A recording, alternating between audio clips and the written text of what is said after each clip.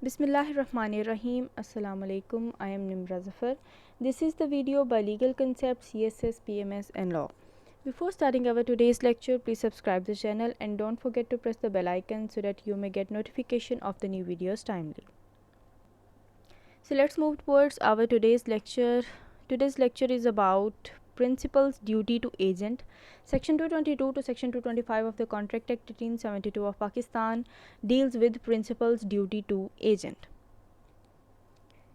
First of all, we will study objective of the lecture to know about Principal's Duty to Agent. In the previous lecture, we have studied about the agent's duties towards the principal. इस lecture में हम पढ़ेंगे principal की कौन कौन सी duties होती हैं उसके एजेंट की तरफ. First section is section number 222 which explains about agent to be indemnified against consequences of lawful acts. ये सेक्शन इस बात को एक्सप्लेन करता है कि जब प्रिंसिपल एम्प्लॉय करता है किसी एजेंट को किसी काम के लिए, तो फिर एजेंट जो भी लॉफुल काम प्रिंसिपल के लिए करेगा, तो प्रिंसिपल के लिए जो भी काम वो लॉफुल एक्ट करेगा तो वो एजेंट को उसका मुआवजा देने का भी पाबंद है. वो इस बात के लिए बाउंड है कि वो उसको रिम्यूनरेशन पे करे. इसमें एक इलस्ट्रेशन है. B at Singapore under instructions from A of Chittagong contracts with C to deliver certain goods to him. यहाँ पर B जो है वो सिंगापुर में है. अब A जो है उसने यहाँ पर A प्रिंसिपल है, B एजेंट है. A ने B को इंस्ट्रक्शन दी है कि वो C के साथ कॉन्ट्रैक्ट करे और C जो है थर्ड पर्सन है, C के साथ वो कॉन्ट्रैक्ट करे और उसे गुड्स डिलीवर करे. A does not send the goods to B. तो यहाँ पर जब C को B ने एजेंट ने थर्ड पार्टी को जब गुड्स डिलीवर करने थे तो उससे पहले A ने अपने एजेंट को, मतलब प्रिंसिपल ने एजेंट को वो गुड्स भेजने थे, फिर उसने आगे C को डिलीवर करने थे. लेकिन यहाँ पर प्रिंसिपल ने एजेंट को ही गुड्स नहीं भेजे तो वो आगे डिलीवर कैसे करेगा. इसीलिए B ने भी थर्ड पार्टी को वो गुड्स डिलीवर नहीं किए.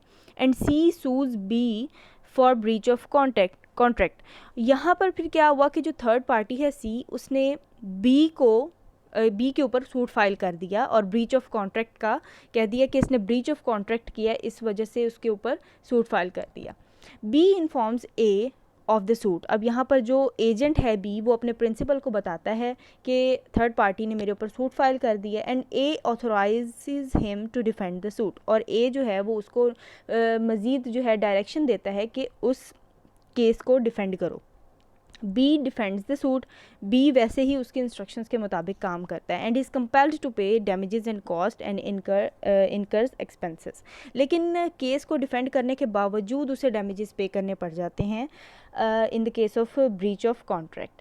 A is liable to B for such damages and cost and expenses. तो यहाँ पर जो A है, जो प्रिंसिपल है, वही लाइबल होगा कि B ने जो एक्सपेंसेस या कॉस्ट या डैमेजेस पे किए हैं थर्ड पार्टी को, वो उसको वापस दिए जाएं. तो यहाँ पर कौन लाइबल होगा? प्रिंसिपल लाइबल होगा. ये प्रिंसिपल की ड्यूटी होगी कि वो दोबारा उसको पैसे दे अपने एजेंट को. Next section is section number 223 which explains about agent to be indemnified against consequences of acts done in good faith. ये सेक्शन एक्सप्लेन करता है कि जब एजेंट गुड फेथ में कोई भी काम अपने प्रिंसिपल के लिए करता है, नेक नियति से करता है और पूरी डिवोशन के साथ वो काम करता है अपने प्रिंसिपल के लिए, तो यहाँ पर एजेंट को उसकी रिम्यूनरेशन भी देनी पड़ेगी. प्रिंसिपल का यहाँ पर ये ड्यूटी है कि वो रिम्यूनरेशन पे करे, मुआवजा दे अपने एजेंट को. बेशक उस काम के करने से थर्ड पार्टी को कोई नुकसान हो रहा है या थर्ड पार्टी को किसी किस्म के कोई मुश्किल फेस करनी पड़ रही है, लेकिन यहाँ पर लाइबल कौन होगा? प्रिंसिपल ही लाइबल होगा, क्योंकि एजेंट ने तो अपने प्रिंसिपल की डायरेक्शन के मुताबिक काम किया. जो इंस्ट्रक्शंस उसे दी गई थी उसने इन गुड फेथ वो पूरी की हैं. तो इसलिए यहाँ पर सारी लाइबिलिटी किसके ऊपर आती है? प्रिंसिपल के ऊपर आती है. इसमें इलस्ट्रेशन है कि A a decree holder and entitle to execution of B's contract B's good. यहाँ पर ए जो है उसके पास ये हक है कि वो बी के गुड्स को किसी भी तरह यूटिलाइज़ कर सकता है या उन पर अमल दरामद कर सकता है। Requires the officer of the court to seize certain goods. यहाँ पर उसको एक ऑफिसर ऑफ कोर्ट मतलब किसी एडवोकेट की ज़रूरत पड़ी कि वो गुड्स को जब्त करवाए, ठीक है, representing them to be the goods of B. और वो यही रिप्रेजेंट करता रहा कि ये जो है गुड्स जो हैं ये बी के हैं। The officer seizes the goods, officer ने उन गुड्स को जब्त किया and is sued by C the true owner of the goods. और बाद में ऑफिसर के ऊपर ही सूट फाइल कर दिया, किसने? सी ने। सी कौन था? असल ओनर था उन गुड्स का, बी नहीं ओनर था, सी ओनर था असल गुड्स का।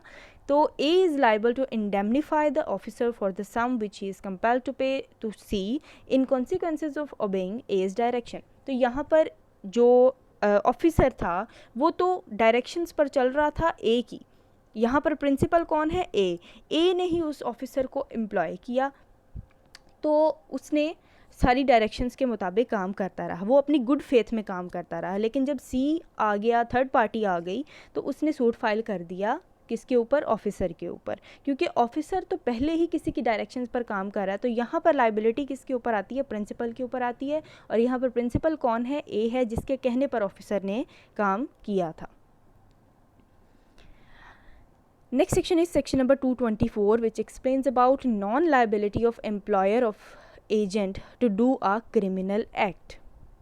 ये सेक्शन एक्सप्लेन करता है कि प्रिंसिपल जब एजेंट को कोई क्रिमिनल एक्ट करने के लिए कहे और बेशक उसे मतलब हर सूरत के नतीजे में, हर सूरत हाल के नतीजे में पे करने का वादा भी करे कि तुम ये काम मेरे लिए करो, और वो क्रिमिनल एक्ट हो कोई, और उससे वादा भी करे कि मैं हर कॉन्सिक्वेंसेस की सूरत में, हर हालात की सूरत में मैं तुम्हें पे करूँगा इसके लिए, और वो काम एजेंट प्रिंसिपल के लिए करता भी है, उसे पता भी है कि ये काम जो है ये क्रिमिनल एक्ट है, ये नहीं करना चाहिए, लेकिन फिर भी वो करता है। तो यहाँ पर उसको अगर इस चीज़ में नुकसान भी होता है तो प्रिंसिपल लायबल नहीं है, क्योंकि हम लोग अब तक यही पढ़ते आ रहे हैं कि ऐसा कॉन्ट्रैक्ट जो कि क्रिमिनल एक्ट पे बेस करता हो तो वो वॉइड होता है। तो इसलिए अगर वो क्रिमिनल एक्ट करता है और बेशक उसके प्रिंसिपल ने उसे पैसे देने का वादा भी किया, तो इस सूरत में अगर उसको कोई नुकसान होता है इन रिटर्न एजेंट को, तो यहाँ पर प्रिंसिपल की कोई लायबिलिटी नहीं है, क्योंकि एजेंट को खुद पता होना चाहिए कि क्रिमिनल एक्ट कौन सा है और नॉन क्रिमिनल एक्ट कौन सा है। कोई भी एग्रीमेंट या कोई भी कॉन्ट्रैक्ट करने से पहले वो ये बात देखेगा कि कॉन्ट्रैक्ट जो वो कर रहा है वो क्रिमिनल एक्ट पे बेस तो नहीं करता। इसमें इलस्ट्रेशन है कि A employs B to beat C. अब यहाँ पर ए प्रिंसिपल है, उसने एम्प्लॉय किया है एजेंट को जो कि बी है, और किस बात के लिए एम्प्लॉय किया है कि वो सी को मारे। ए ने बी को कहा कि सी को मारो and agrees to indemnify him against all the consequences of the act, और इस बात के लिए एग्री भी किया कि वो उसको इन रिटर्न जो भी कॉन्सिक्वेंसेज होंगे उसके लिए पे भी करेगा।